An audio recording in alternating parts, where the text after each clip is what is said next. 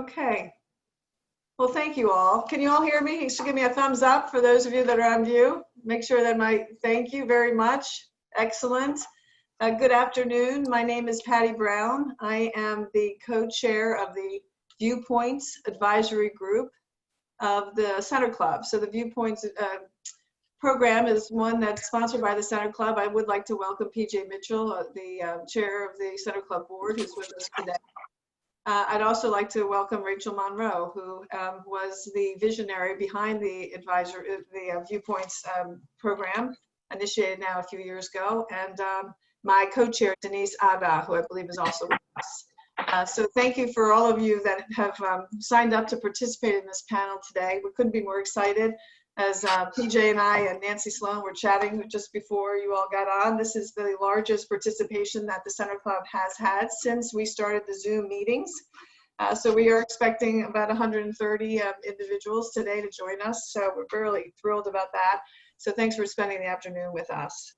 I'm so excited to be moderating today's panel because we have three of the most committed, enthusiastic public leaders within our community here with us today. Each of our panelists are driven to leverage their individual gifts as well as the platforms of their respective organizations, but most importantly, the love they each have for our city and for our neighbors to improve the lives of the residents of Baltimore.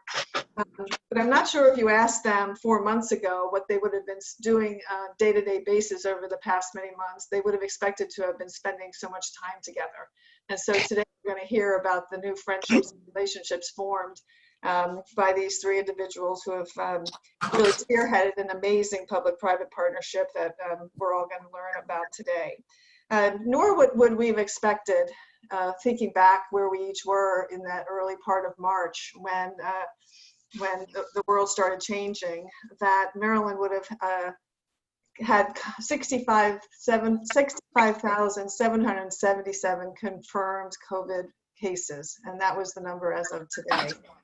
6% of those totals are Black and Hispanics, and of those totals, 11% are residents of Baltimore City and 12% are residents of Baltimore County. And so our region here certainly has experienced a lot of this sadness.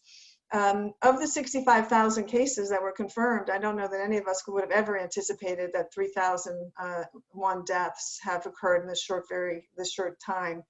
52% of those individuals are also from our African American and Black communities, 10.5% being residents of Baltimore City, and 14.5% being from Baltimore County.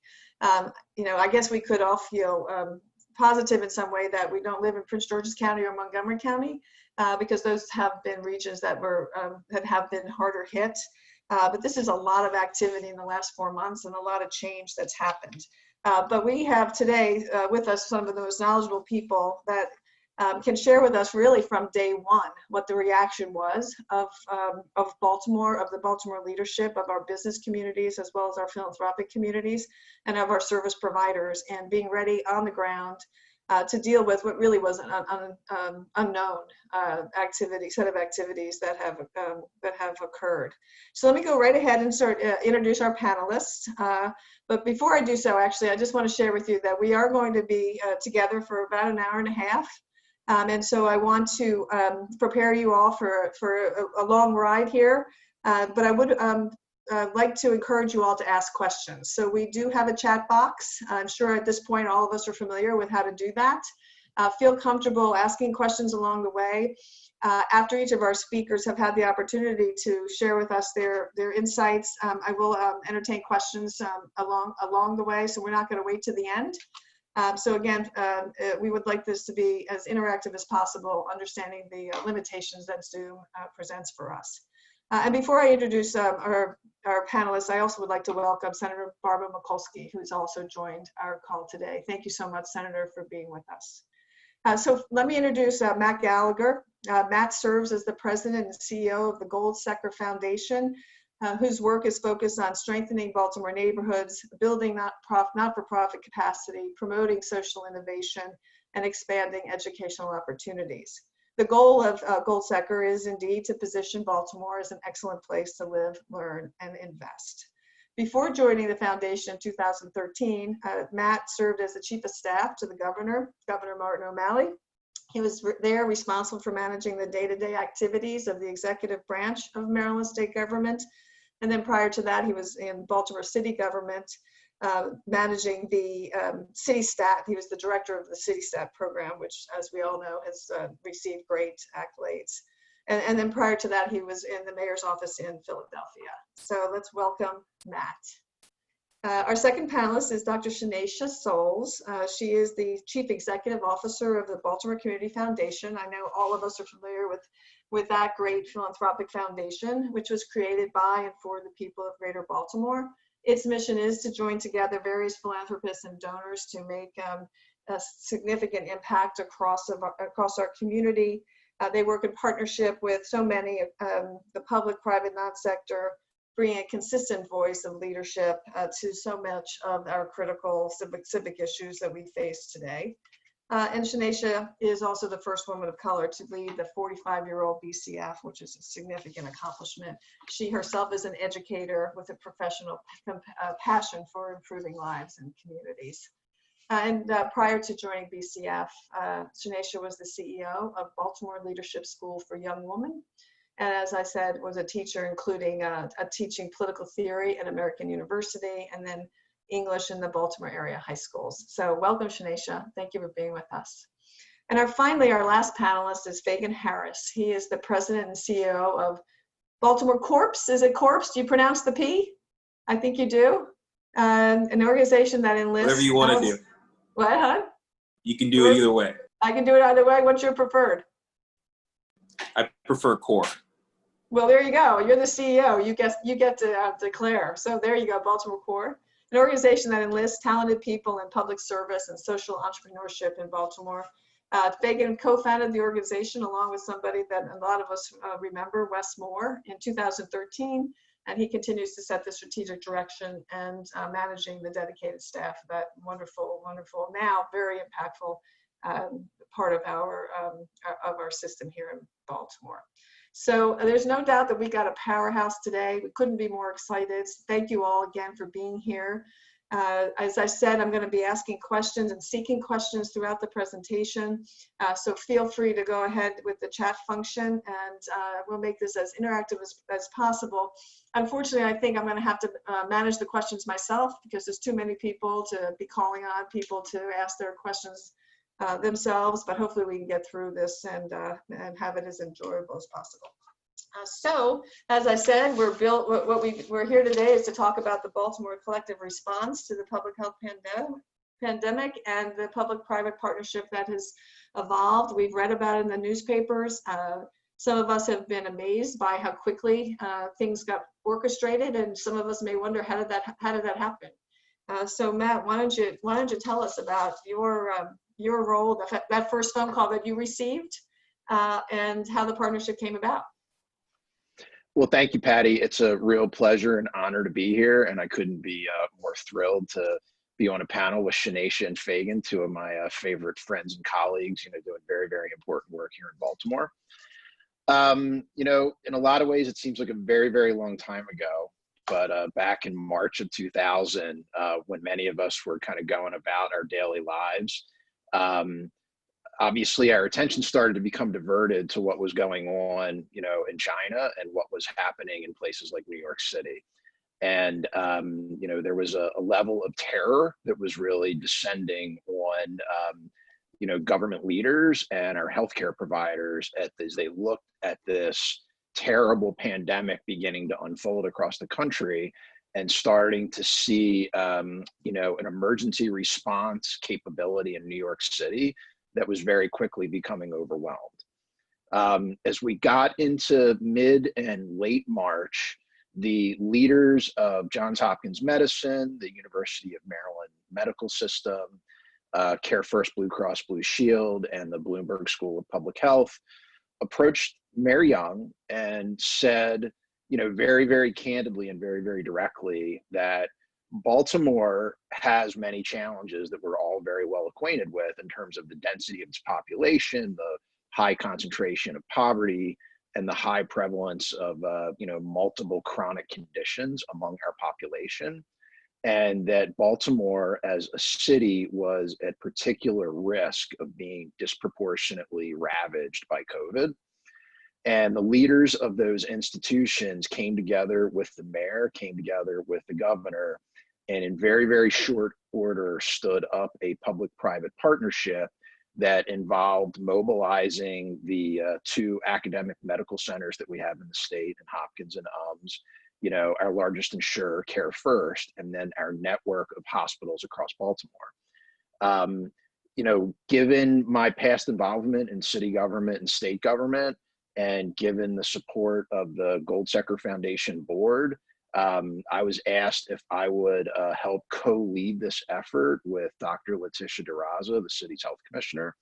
And, it was one of those offers you can't refuse. And it was kind of an all hands on deck moment for Baltimore and for Maryland.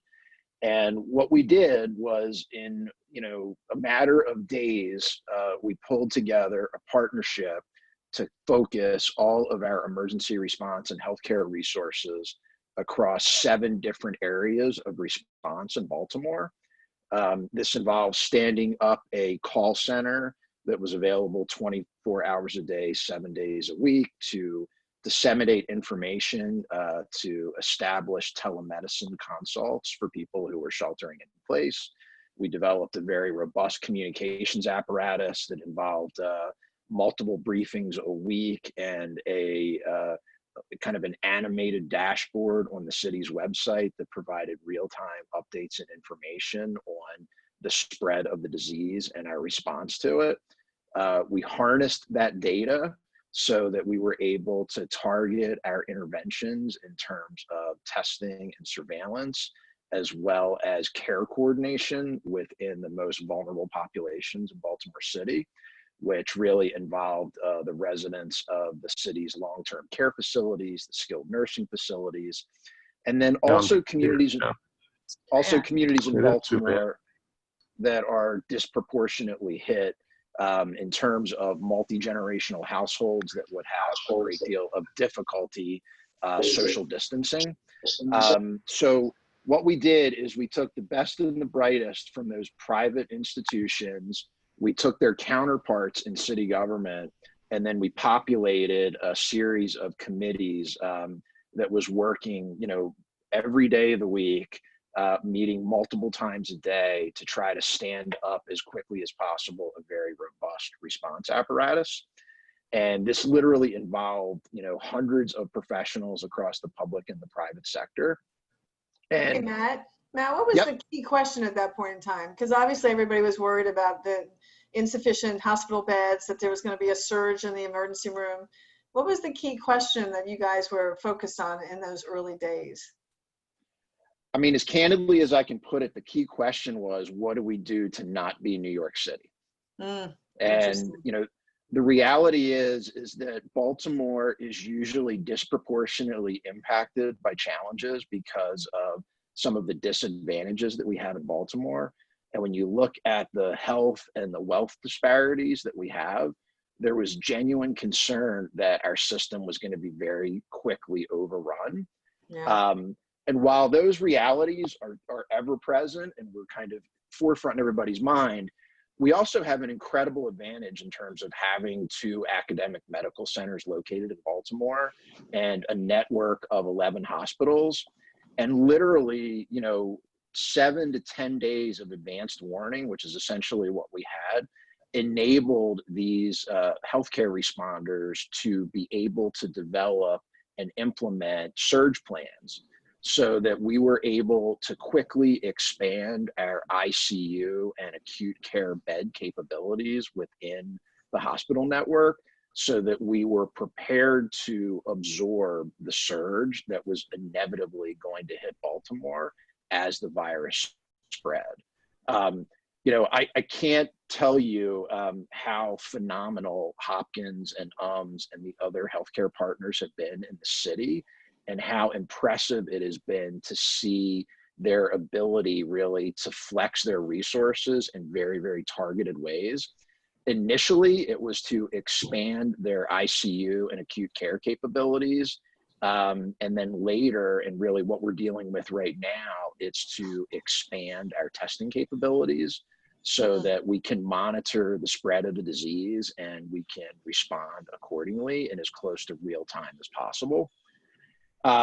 You know, it's also important that, like, as we started to stand up these capabilities and prepare for the worst, the city government really responded in very important and targeted ways to intervene with special populations, particularly homeless populations. The city has a network of shelters which, you know, typically wouldn't lend themselves to social distancing, but they immediately stood up an emergency shelter at the old KIPP school. And that allowed us to depopulate some of the existing shelter networks so that we could socially distance some of these homeless clients and some of these clients who suffer from housing insecurity. And concurrently, we brought online 300 different hotel and motel rooms across the region so that we were able to take the older population, like the subset of the homeless population and housing insecure population that was most at risk, those that were over the age of 62, those that had the most severe underlying health conditions, and getting them completely out of a standard shelter setting and moving them into isolation. And initially we stood up about 300 bed spaces across the region for this population. It has since grown to about over 700 beds. And not to desensitize this in any way, shape, or form, but we've been essentially jockeying people around, you know, from being under investigation to managing asymptomatic cases, and then in some cases moving clients into hospital settings depending on the severity of their circumstances and conditions. And when you say we, is this still this group, like this little business arm that you've created? Create is a strong word, Patty. I would say, you know, this, you know, organization and partnership that we've kind of stood up and we've tried to refine, you know, literally each day to be responsive to what the immediate needs were. Wow. You know, coming out of the gate, it was about surge capacity. Very quickly, it became about managing kind of vulnerable populations and intervening as effectively as we can. And now we're really moving into a phase where we are focused on testing and contact tracing. You know, the really, you know, it's been a very, you know, qualified success, I would say. Usually Baltimore City is on the wrong end of comparative charts when you look at other cities, when you look at counties around the state of Maryland. I think people would be surprised to know that right now, as of today, the fatality rate related to COVID in Baltimore City is 50% less than DC. Philadelphia and Boston's is twice as high as Baltimore. And New York, which is obviously the epicenter of COVID in the United States, the fatality rate is 5 times that of Baltimore City. Wow. So initially, we have been successful in that regard. And as you mentioned, when you look at the 10 largest counties in the state of Maryland, Prince George's County and Montgomery County have suffered much higher rates of infection and fatality. Baltimore City's rates are actually slightly below that of Baltimore County. And right now, Baltimore City boasts the highest rate of testing of any of the large jurisdictions in the state of Maryland. Yeah. Now, please don't confuse any of that with spiking the football, because we're certainly not doing that. And this is still very much an active and evolving response. But the private sector and the public sector came together in relatively, you know, rapid fashion. We've been working together really hand in hand. And those interventions have actually produced some pretty significant results that we're very proud of right now. Yeah, it sounds like. I mean, if you think about your expectations when you first got that call and what you might have thought was possible, are there some specific things you'd like to cite, which is, you know, wow, I never would have thought we could have accomplished this through working together? Well, you know, I think one thing is that oftentimes there's quite a bit of friction between the city and the state, you know, and local and state government. You know, it's really been a constructive partnership. We've really tried to work together to expand first public testing sites and now expand mobile testing sites in communities that have clients that are particularly hard to reach and who are particularly vulnerable. There's really just been a focus on the substance and the need. And, you know, everybody has tremendous anxiety over the economic impacts, but people are spending what they need to spend, and they are prioritizing this response the way that they need to, because right now it's about saving lives. It's about minimizing the health damage that's done by COVID. And, you know, at some point in time, I think we will transition much more aggressively into economic recovery. But until we get the public health challenge correct, you know, economic recovery is going to be very, very elusive. Yeah, thank you. I'm starting to get a few questions, so I'm gonna send a couple of other questions your way. So you referenced vulnerable populations, and so can you? And it's very impressive that all of you would come together and immediately understand that that would have to be part of your initial work. So give us a little bit more detail on the approaches, and then how do you expect that to transition over into, you know, more of a lessons learned and an opportunity than a, you know, crisis management kind of initiative? Yeah, I mean, so COVID in terms of fatalities and the highest risk cases are disproportionately concentrated in congregate living settings and congregate living settings. And then you have these SNFs, skilled nursing facilities, and LTCs, long-term care facilities. And, you know, I've picked up a whole new alphabet soup of acronyms, you know, since I've been in this role. How about hotspots? Yeah, these are the hotspots. Yeah. And, you know, while you have like deeply committed people who work at these facilities, they were ill-equipped from a, you know, personal protective equipment perspective, from a training perspective, to manage these types of outbreaks. The city responded with, you know, go teams that would go into these facilities that would assess, you know, the protocols that they have. They developed strategies for cohorting patients who were symptomatic, who were most at risk, establishing kind of COVID positive floors, isolating certain populations, putting in place very quickly restrictions on visitation. And we prioritized initially the distribution of PPE into these facilities. In the early stages, as we would begin to kind of learn of an outbreak through, like, you know, geocoding the locations of the positive test, we zeroed in on these facilities. And we just knew that that was the area where you had your highest opportunity to kind of intervene, put in place strategies that were going to work. We've been trying to share information in real time as much as possible. You know, we actually brought in data from the fire department so that we saw like addresses where we were repeatedly responding to for COVID related requests, so that we knew the areas that we needed to target in terms of our intervention. And those stand-up shelters that you referenced, the hotel rooms and the, you know, the opportunity to give shelter to the homeless, et cetera. What's the long-term plan there? So right now, you know, we still have the 300 hotel rooms and motel rooms that are kind of sprinkled around the region that we've been moving people in and out of under investigation, isolation for asymptomatic cases.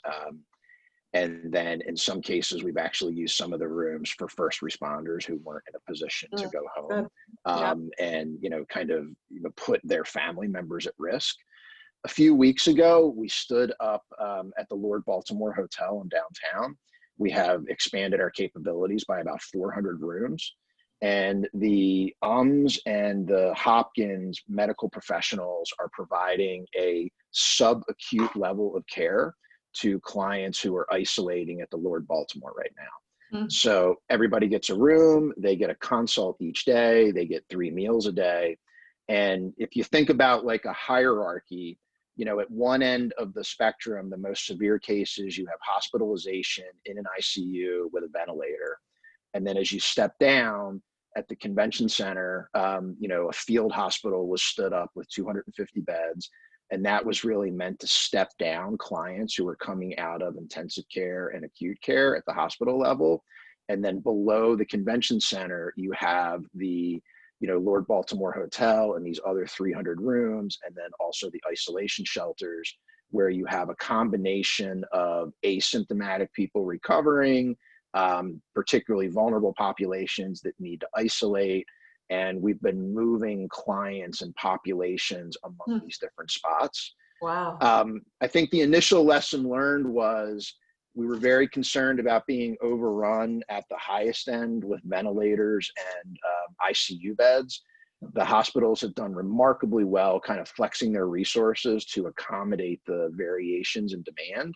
The convention center, you know, while it was an important part of the continuum of care, that subacute care was not really the area of need. It was much more the isolation space that was the area of need. Interesting. So, you know, people who couldn't safely isolate at home or didn't have anywhere else to go if they started to have mild symptoms, you know, so those types of like more passive bed spaces became more important in terms of managing your response.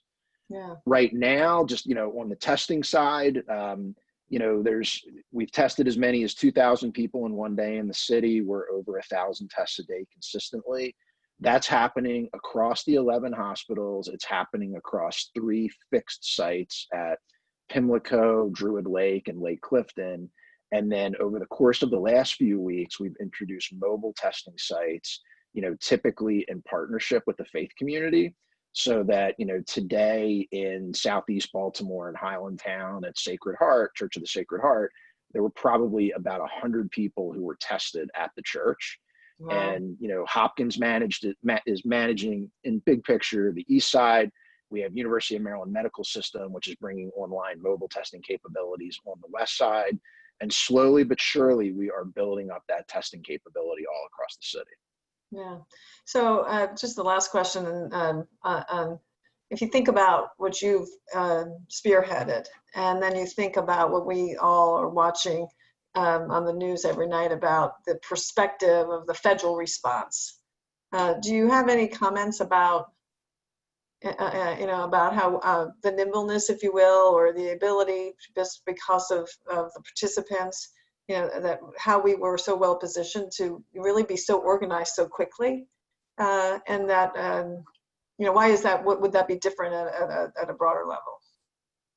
Well, you know, I would say that we're extraordinarily fortunate to have the healthcare assets and resources that we have in Baltimore. And when people talk about eds and meds, it's typically from an employment perspective and from an economic development perspective. But kind of baked in there is a public health preparedness, you know, dimension that we have disproportionately benefited from. Yeah, I will tell you candidly that there has not been a federal response in Baltimore. This really has been, everybody's been kind of left to their own devices, and anything that you get in the way of additional support from the federal government, you really just consider it to be additive and, you know, kind of like found money and found capability. Yeah. If we had had a much more robust, you know, supply of testing early on, we could have done even better than we're doing right now. And again, like, I think there's a lot of pride among the partners in the city that we have, you know, again, a qualified statement. We've had qualified success in terms of what we've done so far. But if we had had testing capability, like real-time testing capability right out of the gate, we would have been able to intervene earlier, more effectively, and contain this virus to a greater extent than we have already. Yeah. Well, thank God for the efforts and the immediate attention that was paid by so many of you. And I do look forward to kind of a future state that all this effort will have improved upon, right? I mean, we should hopefully learn and leverage. You talked about the relationship between the state government and the local government. You talked about the Baltimore City Health Department and the importance of the commissioner, and obviously the big healthcare systems and care first. But you also referenced the philanthropic community and the need to connect into the money, if you will, and get the visionary leaders of the you know, the major foundations, et cetera, involved. And so Shanaysha, you got a phone call as well at some point in time early on. And so can you talk to us about your experience and the philanthropic response to then emerging need and then the ongoing need that we see in front of us? And thank you, Matt. And guys, keep asking questions because Matt is We'll be at the end. We'll ask questions for all the participants. So feel free to continue to do so. Great. Thanks, Patty. And thank you to the Center Club for providing this opportunity through Viewpoints. It's really important that organizations like yours provides this kind of platform to connect people, give them good information. We're all civically minded, and so this is great. And it's always an honor to share a screen, I guess now, with Fagan and Matt. So you mentioned calls. I received multiple calls. And I should also say, like many of you, I am communicating from home. I happen to be working in my dining room. I refuse to go to my home office. So if I have children milling about or my dog is making noise, that's why I'll try to when I can. So you mentioned calls. So actually we received multiple calls. One of the most inspiring things about working at BCF is our ability to work at the nexus of various types of organizations in sectors. So, I think a lot about this timeline. I think the governor on March 12th made the announcement that schools would close throughout the state. And the next day, essentially gave everyone 1 day to prepare to shelter in place at home. And so literally from the time that the governor started making the calls, I would say we probably got 5 major phone calls from different aspects of the community. The first was from the corporate community. So there is a very robust corporate philanthropy roundtable that meets on a regular basis, and they'd been in contact with the city of Baltimore about issues related to food security. And they wanted to provide an opportunity for not only sort of big corporate dollars to be able to support the effort, but they wanted their employees to be able to give. And so one of the first calls we received was from the leadership of the corporate roundtable to say, look, we need a mechanism for our employees to be able to give gifts. Wow, that's great. At BCF on food security. And of course we said yes. And that was to accept gifts as small as $25, as large as 5 and 6 figures. And that theme of small gifts to large gifts is going to kind of run throughout with the different ways that we were asked to respond and to partner. So that was the first call that we received. The second call had to do with government. As the community foundation that serves the region, primarily the city and Baltimore County, we received a call from our partners in the county executive's office. And based on what they saw coming down the pipeline, they were going to have to prepare really quickly to deploy, to support, and they needed to scaffold up to that. It's a very large county. It's very diverse geographically. The populations are diverse. There are a number of vulnerable communities within their scope. And frankly, they wanted to be ready and they wanted to provide a philanthropic resource so that they could get help to residents in need as well as nonprofits. So they contacted us about opening a fund, and we opened a fund specifically for Baltimore County. So that's one call that we received within days of this. The second call, another call that we received was from the private sector, small business community. So there were already a group of funders and banks that came together through a collective philanthropy effort back in 2018. And their primary reason for coming together, and Fagan will be able to speak to this because he's actually a partner now in this effort, was to think about the technical assistance available to small businesses in Baltimore. And there was this theory of action that the failure rate among small businesses, particularly small businesses led by people of color, was their inability to connect to effective technical assistance to allow them to get the information they need to have the capacity that was required in order to grow and to sustain. And so this group of funders, national funders, including Cerna out of New York, Annie Casey, Able, banks like JP Morgan, PNC, came together and they'd been talking, and they decided that they wanted to make a pivot in particular to make sure that given the fact that everyone was shutting down, that we're sheltering in place, that businesses would be even more vulnerable. And so they sort of talked about ways that they would sort of take all of their learnings over the last couple of years and really use that to, I'm not sure if pivot is the word, but really to focus their response to make sure that those technical assistance needs could be made available to small businesses in Baltimore.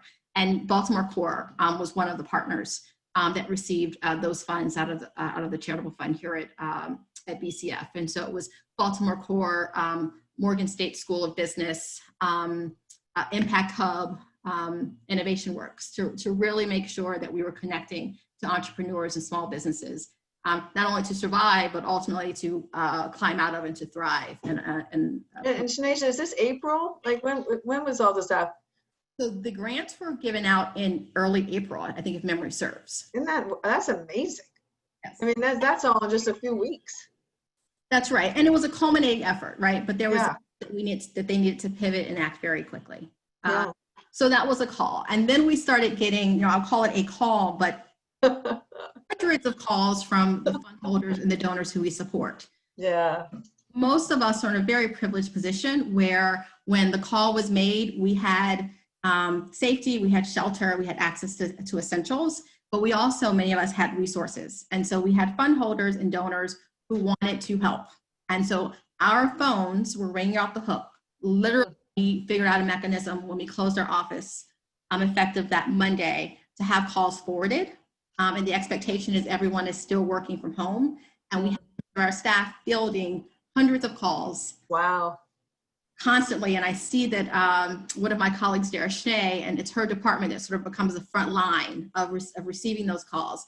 And our fund holders wanted to help. And so we had to figure out a system not only to give them the best information about the nonprofits meeting the needs of the time, primarily around food and basic human services, but also there were concerns about mental health and making sure that children and women who might have been in already abusive situations could actually safely shelter in place. And so that meant generating the list of partners who could help, but also because we were not cutting checks physically, working with our finance department in order to be able to electronically transact in very real time. And so that was sort of, and what you saw, I mean, I made reference to this in a different form, is really people's superpowers coming out. I mean, people were just responding, they wanted to help, and we wanted to figure out ways that we could support fund holder giving.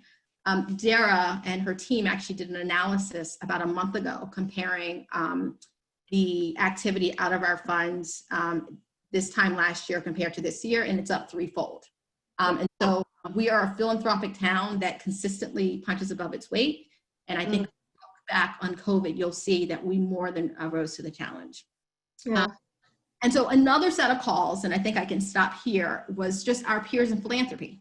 Yeah. We wanted to compare notes. And we wanted to kind of figure out what is the best role that philanthropy can play at this time. BCF on the first day, I guess within a day of the governor making the announcement, we opened an evolving community fund to meet the needs as they emerged related to COVID. And we didn't know what the needs were going to be, but we wanted to make sure that we had something that was COVID specific. We opened that fund with $0. Within 2 weeks, there was $1 million committed. And today we have $2.2 million committed. The beauty of that fund is it came from funders and philanthropists of all sizes and shapes. We have $25 gifts, we have $250 gifts, we have $1,000 gifts, $50,000 gifts, all the way to up to $250,000 gifts. And so it's truly a collective act of philanthropy. And they essentially trusted us to figure out what are the most pressing needs. And we have a team, our community investment team, led by Lori, who is a former colleague of Matt, who worked with her staff in order to be able to deploy very, very quickly. Connected to this effort is, I mentioned before that Baltimore more than punches above its weight when it comes to being a philanthropic community. Our foundations wanted to figure out how do we all work together. We have resources.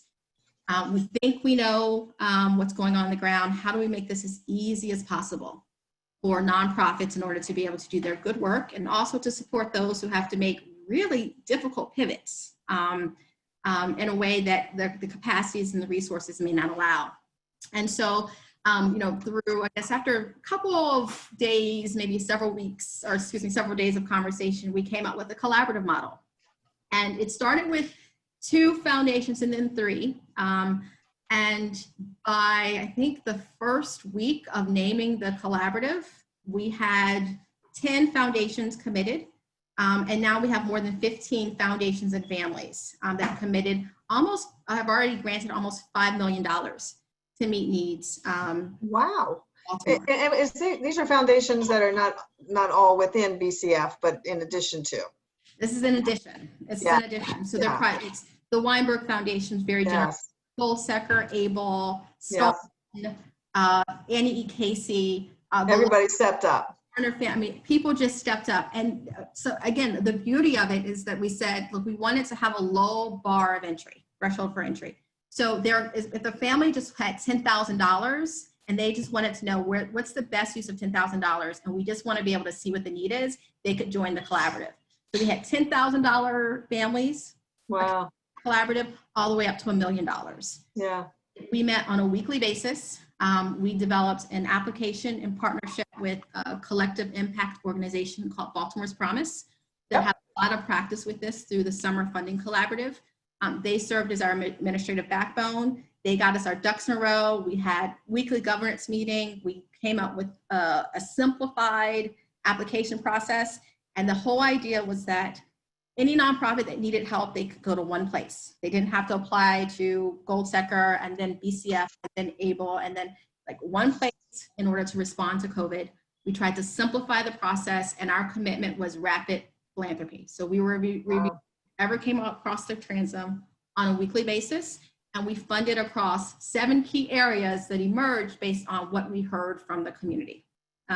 Matt talked about the tremendous systems response that we had and the fact that we are fortunate in Baltimore to have such world-class health facilities. But we realized because we have to move very quickly that the systems and the institutions could only get there so quickly. And so we really saw that the nonprofits and the small organizations, small community-based organizations would need the resources in order to make sure people got the right information.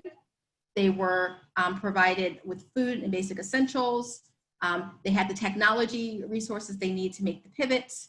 Some nonprofits were very much reliant on revenues, and those revenue streams were cut off because of being shut down. And so to the extent that we could, we wanted to address those needs.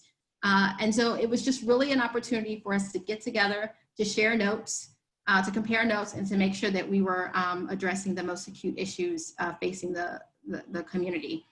One of the things that we did, and then I'll wrap up a bit, one of the things that we did at the outset that was very important was that we wanted to be clear about who we were funding and where we were funding. And so at the beginning, as a part of the application, we asked a series of questions. And at the beginning of each of our weekly meetings, we go through the who and the where. And so when I say where, there's a map of Baltimore about where the requests are coming from week to week. And that was illustrative because it kind of showed sort of where like the most acute needs were. So West Baltimore popped early on. And then after a while, you started seeing areas of East Baltimore pop, right? The colors would change. And then you saw Southwest Baltimore pop as the weeks went by. And Shanaysha, summarize the type of needs. What were the type of needs that you were hearing about? So food and basic essentials consistently rose to the top. So interesting. And diapers, yeah, access to medical care or medical equipment and prescriptions, food. So that was the one that popped the most. The second that popped to a significant degree was technology pivots. So there are a lot of nonprofits that have to deliver their services in person. Under shelter in place requirements, you can't deliver your services in person. You need to do it through computers and through technology, and they just did not have the equipment. So that was a huge need that we saw. We saw a number of organizations that were trying to pivot their services in order to support first line responders. And another area that popped, particularly in the 3rd and 4th week, was this area around being able to safely shelter in place. So we money to a number of organizations, I'd say about half a dozen in the Baltimore region, that focus specifically on re-sheltering primarily women and children to hotels and other places. So they were out of unsafe situations. Yeah, I'd like to talk a little bit about that because I've heard several of our public health leaders talk about the privilege of being able to social distance. And it's such an important phrase, right? For those of us that have been cranky about it.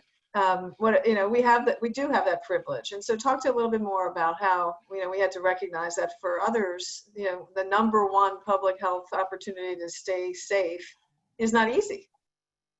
That's right. I mean, I don't know that we figured it out. I will say that we're very I think we're very pleased that we have organizations in Baltimore City and Baltimore and the Baltimore region that are focused on what we call rapid rehousing. So that's essentially what we funded. We funded rapid rehousing. And frankly, the hospitality industry opened up their doors. I can recall another set of calls that I received in the second or third weeks of owners of hotels that just said, look, we have rooms. If you match us with the partner, we will make it happen so that people who need to shelter safely can shelter. And so we saw the outpouring of support, but I think the question that you're getting to, there's another layer, right? So typically we talk about the most acute cases, which is abuse. But the issue that I think we're dealing with now is just the level of stress. So you talked about the fact that for you and me, this is an inconvenience, right? I mean, literally on Monday, I thought I was gonna go crazy. So the level of stress is very high, but to Matt's point, if you think about that heightened level of stress, you think about multi-generational homes, you think about much smaller spaces. My house, for example, we're separated by walls and floors. And you're uncertain about your job because there's high unemployment. You don't know when the jobs are coming back. You're uncertain about food. You know, like summer is a question and then next school year is a question. It's just added stress in communities where there were already stressors in place. And so as a team at BCF, we had a meeting on Tuesday about what we think our mid and long-term response is going to be.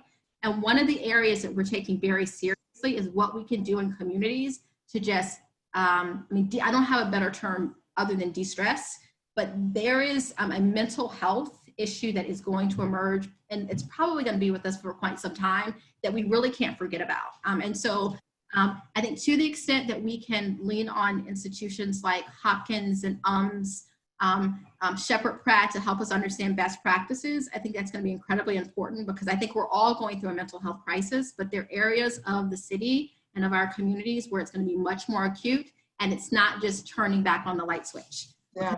Now we're going to be about the economic recovery or lack thereof, access to jobs, the ability to pay rent, so on and so forth. And so that's really sort of a part of the long game that I think philanthropy and others are looking at in terms of how we can provide the best support in addition to the other safety nets that are at play. Well, that's why you're in your job, because you take every opportunity and translate it into a strategy to just get better and better and better and better. I read a quote that you, I'm not sure if it was on your website or in an article, but you talked about the fact that foundations are not usually this nimble, and that for us and for you to have been able to participate in all those foundations coming together so quickly in seeing, the opportunities to make impact and do that as quickly.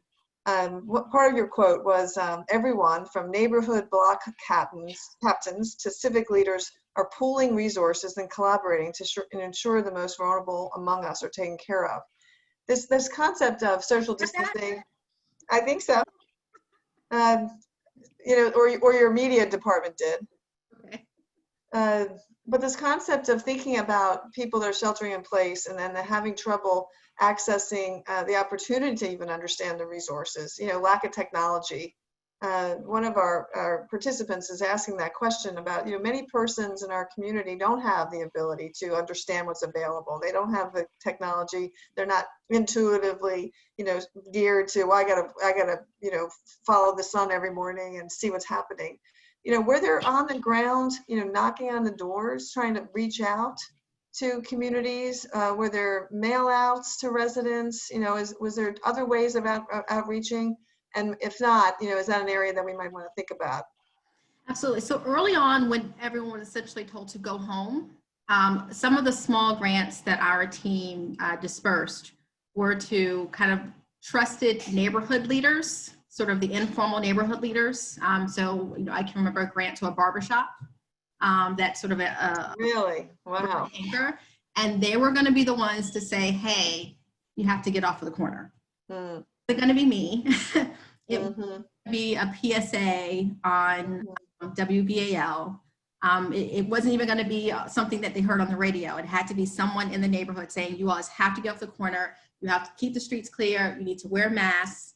And so we gave small grants for that kind of messaging, but we always encourage that people do it safely.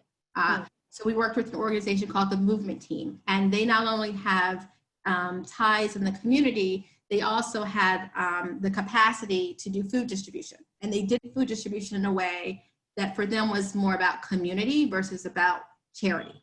So doing it in a way where people could feel dignified, they could feel supported, and they could feel loved, and they got the kinds of foods that were important to them.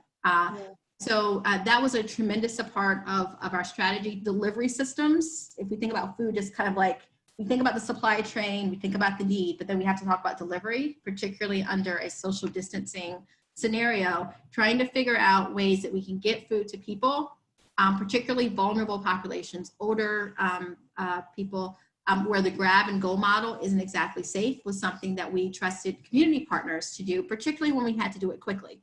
We have large organizations that think about logistics all day long. But again, we were in a different type of scenario. And so what we saw is the importance to scaffold up the grassroots community base to the institutional responses to get people what they needed. Yeah, that's amazing.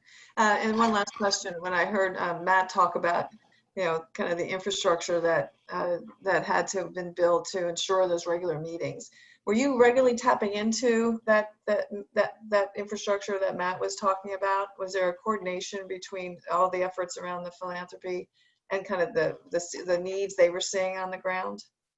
Regional, the foundations in Baltimore, we were meeting every week. In some cases, we were meeting twice a week. So there was a small coordinating group that I was a part of. We called it the governance committee of the collaborative. There were 4 of us that met every single week before the full collaborative of 15 funders met. And a part of the reason for meeting was not just to go through the proposals and talk about who was funded what, and to kind of spread our resources over several pieces of need, but was also to compare notes in terms of what we're hearing, who's coming down the pike, who's going to, should we fund this proposal within this cycle, or do we want to wait to fund a proposal that we know is coming at another cycle? So I think that the major foundations in Baltimore, we were in constant contact. There were also dotted lines to other initiatives. So Matt serves as a member of my board. He would provide regular updates during our board calls on the work that he was doing. The corporate philanthropy effort, I would make regular calls to the leadership of that roundtable to make sure that we were coordinating. And we also kept in constant contact with the city, and a member of my staff spoke to the county every single week, and actually she still does so. Strategy, execution, and communication. That's what I'm hearing that you guys were all about, and it's really quite impressive. So Fagan, I'd love to hear talking about execution. Seems like you got some pretty important roles in this and given some responsibilities. So talk to us about your work here, and maybe you can do so through your own personal experience, because I met you via the Baltimore Sun when I read the article about your own experience with COVID, and that was in those early weeks. I mean, I think that Baltimore Sun article was potentially I think it's one of the first I read, actually, about a patient's story. So tell us a little bit about that, and then how you got involved with this amazing work that we're talking about. Sure. Good to be with you all, and I'd be remiss. I think all roads lead back to Matt Gallagher. Matt's also a board member of mine. He's our board president, and I think he's just done an outstanding job of helping to coordinate and lead so many stakeholders across our city, and Dr. Sauls and her team have just been absolutely outstanding in marshaling philanthropy to move really quickly. And we've absolutely felt that community support, and that's been key and critical. I think I was among the first in Baltimore City to contract COVID. As best I can tell, I came down with the virus after attending jury duty the week of March 3rd. Actually, meeting with Matt Gallagher was the last meeting I've taken out since then. And it was weird because that day I came to his office for our meeting. And I showed up at like 9 in the morning, and they were like, "Hey, Matt's in another meeting." And I was like, "That's weird. Usually we're pretty synced." They're like, "Your meeting's not till this afternoon. We don't know why you're here like 6 hours early." And it was because I was so discombobulated. Wow. In the virus. I didn't realize I wasn't displaying symptoms yet, but I had a fog. Yeah. Wow. And probably by later that week, I had full-blown flu-like symptoms. And that ended up being a 3-week journey that ended up culminating in some pretty significant respiratory challenges that was awfully scary. And, you know, there's a lot I could say about it. I think suffice to say, it's a very disorienting experience. It was incredibly disorienting to contract it in March because there was so little we didn't know. Yes. A lot of the protocols that we've spoken to weren't necessarily in place then. And it speaks to the importance of all the outstanding work that has been done since at every level of our city, whether it's on the ground in the grassroots at a community level or at an institution or at a systems level. You really want to have a no wrong door approach for people to get the right information and the right supports, because getting the right information and not getting disinformation or misinformation could literally be life or death for people, and obviously make a big difference in terms of what gets spread or contracted by others. So that was the personal experience. I mean, it was a 3-week journey and kind of went through the whole thing. It got pretty tough on the breathing. And the healthcare system wasn't there for you initially, right? They hadn't pulled their acts together. No, unfortunately, but you know, I mean, it's true. I get it. Everybody was under siege, not trying to figure it out. It was so new Yeah. that, I mean, when I was calling the hospital, they were like, we don't have this figured out yet, so you got to just kind of sit tight, which is not what you want to hear when you are having a hard time breathing. Yeah. So, Yeah. but I think it's been a big learning experience, and I think the city and our healthcare institutions have stepped up in a major, major way since then. Our organization, the Baltimore Core, we exist to enlist people in public service here in our city. I really view us as a bridge between our communities, which are rich with talent and assets, particularly if we make an effort to see them that way, and our institutions and our system, which are really formidable. But you've always got to make sure the institutions and systems are working with people and not working kind of at people or just for people, but working in partnership with community. And so a lot of what we've done is enlist everyday residents in the pandemic response. So we've touched on a number of these, so I'll just kind of briefly go through them. Big effort called Food with the Focus on the west side of Baltimore. We've been spending about $50,000 a week since early April to feed 3,000 vulnerable families on the west side of the city. We've raised and spent about $500,000 in tandem with our partners to do that. That's a big, massive delivery and distribution effort that takes place every Saturday and feeds a lot of folks. Our organization is running the YouthWorks experience this summer, and for the first time ever, YouthWorks will be virtual. Incredibly important that that's done well. You know, there are implications for how we continue our public health response in the context of YouthWorks and kind of youth employment. It's obviously a really important strategy for also keeping communities really safe and keeping young people and their families kind of economically engaged during an already stressful and difficult time. So working very hard to kind of run that all down. We're obviously running the Baltimore Health Corps, which is an incredibly Tell us more about ambitious. that. We've got some questions about contact tracing, so go into detail on that. That's really interesting.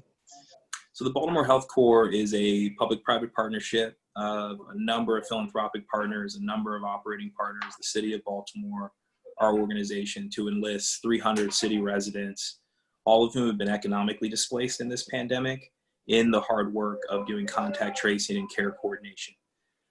It's really about isolating those frontline healthcare roles that anyone with a background in customer service, community outreach, with powers of empathy, and a willingness to learn the healthcare vertical can really jump in and make a big difference. They will work for the Baltimore City Health Department, and they will do really important work in continuing to kind of trace and surveil the spread of the virus as this all kind of unfolds. In some ways, they're kind of a second wave intervention for our city. So if Matt and Dr. Sauls and other leaders did so much on no timeline to get everyone organized around it in kind of our first wave of response, these 300 residents that are being hired as we speak here this afternoon are now coming online as early as this week to begin the hard work. Yeah, and where did that idea come from? Because that sounds like a unique approach. I'm not hearing that. It's not coming down from the state. It's a unique citywide initiative. It bubbled up from leaders like Matt and Dr. Sauls and Alicia Wilson and people in community. I think the initiative has a lot of people whose fingerprints are all over it. I think the kind of Cliff Notes takeaway is that we have to reject the false choice between economic recovery and public health. Those things are very much tied. Excellent. We have to make sure that public health is not being driven only by the professionals in public health, although although they are so important. Mhm. It's something that all of us can play a role in, either in volunteering or in employment. And we also have to remember that, what's the best way to put this?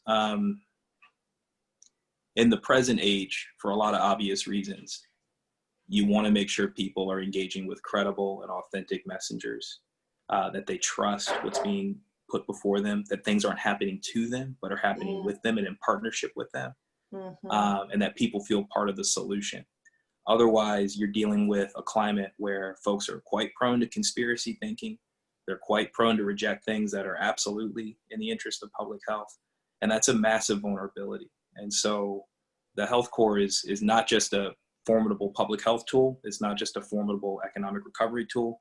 It's also a tool that drives legitimacy and credibility for our work overall on this. It makes people feel like, all right, we're all in this boat together. All of us are playing a role. Like, I might know someone who is a contact tracer. And so when I get Well, messages from my mayor, yeah, and I exactly, understand that you're partnering with JPIGO, which has been doing contact tracing globally, correct. for many, many years. That's an organization that is an affiliate of Johns Hopkins, and they don't normally get tapped for local type of things, but they're expert in contact tracing for different types of pandemics across the globe. So it sounds like a very innovative. So you're literally hiring as we speak?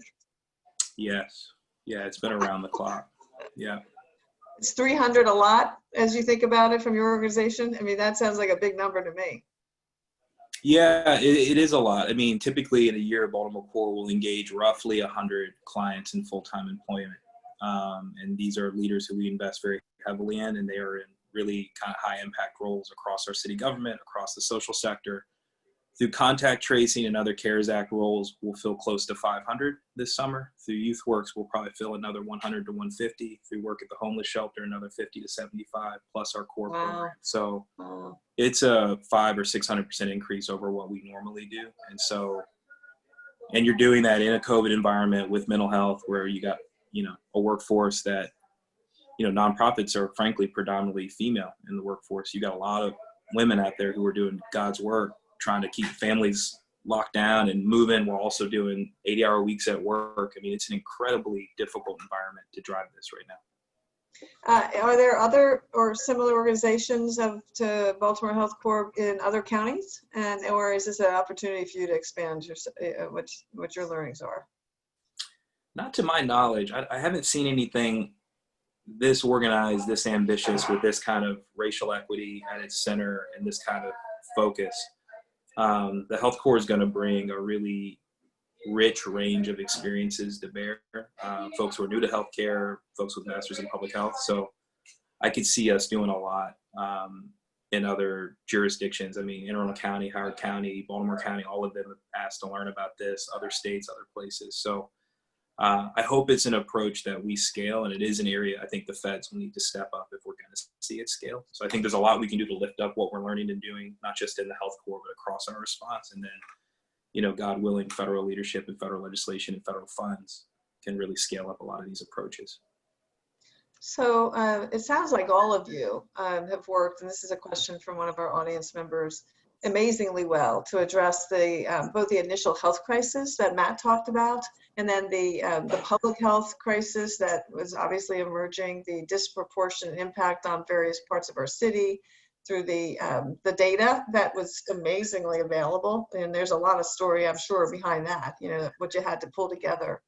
But there's more problems coming, right? So hopefully the COVID virus itself and the healthcare side of this, over the course of some time will emerge into vaccines and something else. But our audience members concerned about the possible eviction crisis that we're facing in our city, for various reasons. Obviously, it's tied to the economic impact of COVID. She's referencing the possibility of 50,000 or more people facing eviction when the moratorium is lifted. So has that crossed any of your minds in your work, and any comments there? So we at BCF, we have reserved about 2/3 of the funds that we've raised in the Evolving Community Needs Fund to identify issues that we think are going to kind of be long-range recovery. So one of the issues is around evictions as a possible candidate. Now, one of the things that we have to be very clear about in philanthropy is what we do well and what we don't do well. And sometimes it's not about money. Sometimes it's about our voice. And so my suspicion is that an issue like that has more to do with your voice and leverage and less to do with money. But money obviously can help in terms of cash assistance for certain kinds of organizations. But I will say that that issue is very much on the radar. There's not been a signal yet from government that there's going to be a change or that there's not a willingness to be flexible in terms of extending the moratorium. And so I think some of it. Patty, I think you're still muted. I was doing so well, but my husband walked in, so I muted you. So, Shanaysha, you're advocating for more advocacy, and so that's an interesting point for all of us to remember, that the challenges continue, and we have to anticipate what the next set of challenges are going to be. And it sounds like we've got sufficient leadership in the city to be ready for that. I've got a bunch of new questions. So before I do that, before I go to the questions, I want to just give each of you the opportunity to highlight any lessons learned that we haven't talked about, any message that you want to send to the audience about what we can be doing, to be more facilitative of the work as individuals, as business leaders. Please, any comments on that from either of you? I mean, I would just say that, we're by no means out of the woods, and that most of the effort that has been mobilized and marshaled has really been about literally saving people's lives, through public health interventions and minimizing like the disease and the destruction and the death that could kind of come to our communities. Whether it's evictions, whether it's childcare, whether it's, meaningful distance learning, there are a whole host of issues that are going to emerge. And, just very candidly, like my professional experience while I work in philanthropy right now is really rooted in the public sector, in city and state government. City and state governments labor under the need to balance their budgets. They don't get to print money. They don't get to run unlimited deficits. And when you think about, this tsunami of, COVID, which hit in the fourth quarter of the fiscal year for local and state government, it's blown a hole in every government's revenue model. And there are potentially devastating effects in terms of what can happen, for job loss and the public sector's response, to managing all of these layers of COVID. Shanaysha at one point mentioned Baltimore's Promise, which is another organization that I'm proud to be a part of. When you look at all the money that's spent in Baltimore every year on children, across public education, public health, social service interventions, as much as people focus in on philanthropy, 98%, 98 cents of every dollar spent on a kid in Baltimore is coming from local, state, or federal government. So, the best practice is that philanthropy can be the risk capital, proof of concept, migrate and influence public policy to kind of be more productive and, generate better outcomes. Right now we're putting fingers in holes and dikes and trying to kind of keep things together. And I think right now it's just critically important that people understand that we need a robust public response to kind of make our way out of this. And, so far that has fallen largely on local and state government, and the federal government intervened with some early economic stimulus. Local and state government is pretty much like out of bullets, so to say, in terms of like things they can do to intervene right now. And we really need a much more robust and sustained response, because our ability to impact some of these larger issues, digital divide, childcare, income supplements, like when you got 25% unemployment, these are things that you cannot finance through, city and state general obligation bonds. And it's not something that you can do through the personal income tax or, the property tax. Like, the tools that we need are federal. And if you think about the need to kind of finance this response and recovery, you really need a national strategy. It's not something you can knit together at the, between mayors and governors. It just doesn't work that way. No, so again, a call for advocacy, really, really important. And you mentioned best practices. So, two questions in this regard. To the extent that our city has established best practices as established by all of your comments today, is there an opportunity to do best practice sharing amongst other cities? Specifically around this public health challenge? And then secondarily, to the extent that we're learning so much about how to come together in partnership to address a crisis, can those best practices be utilized to address the other crises, including the upcoming eviction challenge that was named? Obviously, the important question about race that now, our cities and country is facing. Education, what are we going to do? So there's the best practices within the COVID learnings, and then, taking some of the best practices and then scaling them into what we know are going to be ongoing challenges that are not related specifically to COVID. Anyone? I would say, so I think there's a fair amount of traction in sharing what we're learning. And I know our organization, in partnership with the health department and the mayor's office, we're in community with Partners in Health, which we borrowed a lot of elements of their model from what they do in Massachusetts, and brought that here. There are other kind of national learning cooperatives, and we're doing our best to share that and try to inform what's happening in other markets. I would highlight kind of one observation, though, for everyone.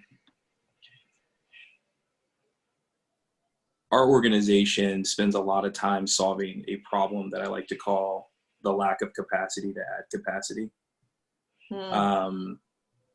City government in particular, I don't think people have an adequate appreciation for just like how overwhelmed these men and women are and how hard they work to try to keep up, and that the burdens of doing some of the things that we discussed today, like the hard work of implementing like food delivery for an entire major American city, or hiring 500 people on no timeline with no money, and like having to like make money appear out of nowhere and make people appear out of nowhere, and to do that on no timeline and again in a remote environment is incredibly hard.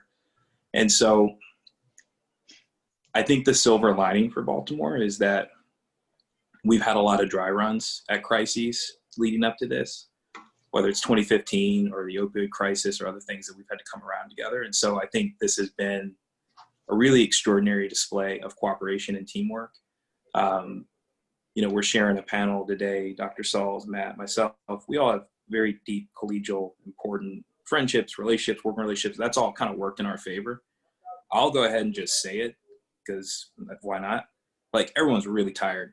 And like the idea of having to like replicate this across all their host of verticals, like the cost to my organization to get this health core done, like we are not getting funded to do this. Like it is an enormous sacrifice that I ask a lot of people who are parents, a lot of people who are caring for others. I myself raced back from having COVID and did not take the time I needed to recover and feel better, because my city needed me to work and my organization needed me to work, and that's what we had to do. And so I wouldn't think that any of this is sustainable. And it is hinged largely on tremendous sacrifice from a lot of people who love this town very dearly and want to see it succeed. And so I think Matt's right. The only kind of check writer with the scale of resources needed to like really shore this up and help this become a more sustainable approach is the federal government, to a lesser extent, state government. But I'm not sure that I think we can maintain what we have in place. The idea of like taking on a bunch of other verticals on these issues, all of them so complex, whether it's housing or whatever, like very hard. And that's so why not it's to be a Debbie Downer, but just no. I mean, I think it's reality, and I think that's why it's important for us to encourage these types of forums to educate people as to the work that's going on, and then create the branching out to others to be able to replicate and or otherwise take on some of these other challenges.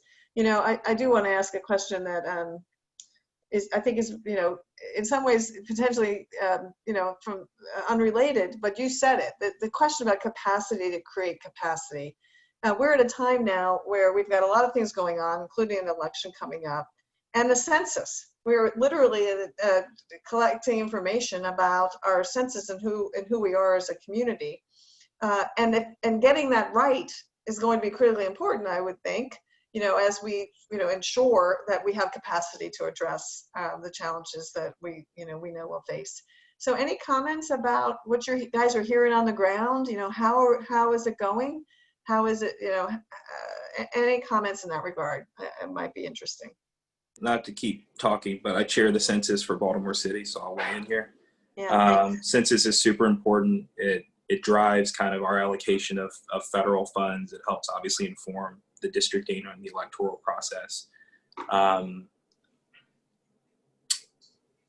We have, I don't know what I can or can't say, so I'm just going to say it. Matt will reel me in. He'll give me the... he'll tell you mute. Exactly. You know, you have a federal administration that is very hostile to doing the census the way that it needs to be done. This is the first ever digital census, and the federal administration has thrown up a lot of roadblocks there, because to do it digitally is to make it more accessible. It's the first census that is trying to take seriously the growing Latinx community that doesn't want that to happen. It's a census that's reclassifying various minority groups and kind of erasing them from the census to further suppress participation. And we're now doing the census in the context of COVID. And like, it's very hard to even run elections, let alone this one thing that we do once every 10 years that people don't fully understand. And it gets back to this idea of kind of credible and authentic messengers. That's the takeaway for the census, is like, I think our performance has been a little below the median in the state. I think we had high hopes that we would overperform on this. We haven't. We've had some really crazy exogenous shocks hit this process, and it's tough to figure out how to do that, that kind of authentic, credible outreach in a time when you have to rely on that tactic for so many other things right now. Yeah. And so it is kind of a tragic choice of like, do we want to really absorb people's mind share on the census right now? Or do we want to absorb their mind share on wear a damn mask and like, don't get sick and spread it and kill grandma? Like, there's some very real trade-offs, and people, because this is an insanely stressful time for human beings, they can only absorb so many messages and directives. And, you know, because I'm involved in a lot of these things and preside over a number of them, I'm very sensitive to like how much we ask and require of people. And So it's very hard. Yeah, it's worrisome. Yeah. Very worrisome. Yes. I mean, Matt? Patty, I would just say, I'm not sure if she's still on the call, but Senator Mikulski is, in my estimation, probably the most knowledgeable person in the state of Maryland when it comes to the census and the importance of the census. And she has been a tireless advocate, including, you know, a personal philanthropist in terms of, you know, directing resources into efforts, you know, using some of these trusted sources in community. So for instance, you know, Senator Mikulski really spearheaded a fundraising effort and some grant making to the Enoch Pratt Free Library System to do census related outreach at these sites where people come, you know, for refuge and for after school programs and to access the internet, and, you know, had a very, very robust, you know, public campaign that was planned with extended hours at libraries and going into community with like mobile units that has had to be completely reconfigured and reoriented, you know, in this COVID era. So I think that anybody who's on this call still, anything you can do personally, anything your organization can do to elevate the importance of the census, please do, because it's absolutely vital in determining kind of the future fate of the city. When you think about all of these kind of complex government formulas that touch so many elements of life in Baltimore, it's just vitally important that we maximize that opportunity to every extent possible. Yeah, thank you guys so much. So we only have a few more moments. And so Fagan, Shanaysha, or Matt, would you like to share any other comments to the group? And or if there's any final questions that somebody would like to throw in the chat box, Um, So Patty, can I just say that I was listening to Fagan speak. I know, Fagan, you get this a lot, but hearing you speak, I think that's why philanthropy worked so hard and came together during this period. We have people like Fagan who are truly community-based, who are stretching themselves incredibly thinly. And to the extent that we can continue to support organizations and leaders in that way, I think that that constant reminder is really important. And we've noticed that there have been superstars. And I would just say this to Fagan and say this to everyone else. There's been a conversation that we have seen individuals and organizations step up in a tremendous way. And we're giving thought to making sure that we're taking care of them, because you do have to take care of people. And Fagan and so many people like him have stepped up. And so just thank you on behalf of leaders like you in Baltimore that put themselves on the front lines for the city and for the region. well, I have goosebumps listening to you. That's so I appreciate it. Thank you for everything you're doing. Incredibly well said, Shanaysha. Anybody on this call who's not familiar with Baltimore Core, I would encourage you to please visit their website and check out their outstanding work. Fagan has been a Pied Piper in Baltimore in terms of attracting talent, that was here and discovering it, and then also bringing people to Baltimore. And, there are nonprofit leaders sprinkled across the city right now that, have lineage to the Fagan Harris, tree of learning, kind of populating the leadership teams of a lot of very important organizations in Baltimore doing really great work. Only other thing I would add is, I'm doing this off of an iPad, so I haven't been able to watch the chat box, religiously. Folks are welcome to contact me. My email address is on the Goldseker Foundation website. I can bore you to tears with PowerPoint decks about all the efforts that are going on related to the partnership, data, and anybody who really wants to get connected, we can find a role for you. Whether it's your time, your treasure, your talent, all three. There are incredible opportunities for service right now, and there is an enormous amount of work that remains to be done. Well, Matt, that's a lovely offer for all of us, because I will say that Baltimore has been a hard place to be, right? I mean, there's just been so much change in the last couple of years and so much effort, and it's not clear to any of us at any particular point in time that progress is being made. But to listen to the three of you and to share with us what you each have shared about your own leadership, about your own personal commitment, and then about how you were able to pull together not only your organizational platforms, but all of the colleagues that you've referenced, and the collaboration that was really so important. I leave this call much more optimistic than I have been in a really long time. It's not enough to read the Sun and just kind of work the data and read what's happening on a day-to-day basis without taking a moment and sitting back and saying, well, what's the really big picture here? And do you see an engine kind of running towards an improved state? And that's what you guys shared with us today, is that an engine that's really, really thriving and just needs more and more of good people's time and treasure, as you suggest. So I want to thank you each for giving us your time, not only today, but for the previous years and the years to come. We're gonna be watching you because you guys are the future. I'm going to do a plug because Nancy Sloan suggested that I had a minute, so I'm going to do a plug. I mentioned Fagan, your partner Wes Moore, in introducing you. Wes is doing his Baltimore book launch. His book is called 5 Days, and that launch is on Sunday at 3 o'clock. It will be a virtual launch. The Baltimore Community Foundation, Weinberg Foundation, and the Center Club are presenting it with Enoch Pratt Library. And so Nancy tells me that you all can find that in the Enoch Pratt calendar. So it sounds like also a great opportunity for people to come together and celebrate the leaders of Baltimore and Baltimore City. So thank you all very much. I think if we all took ourselves off the video and gave us each a thumbs up, everybody would be cheering you on. So thank you again. Have a great night, and keep up the great work. Thank you all. Thank you, Patty. Bye-bye.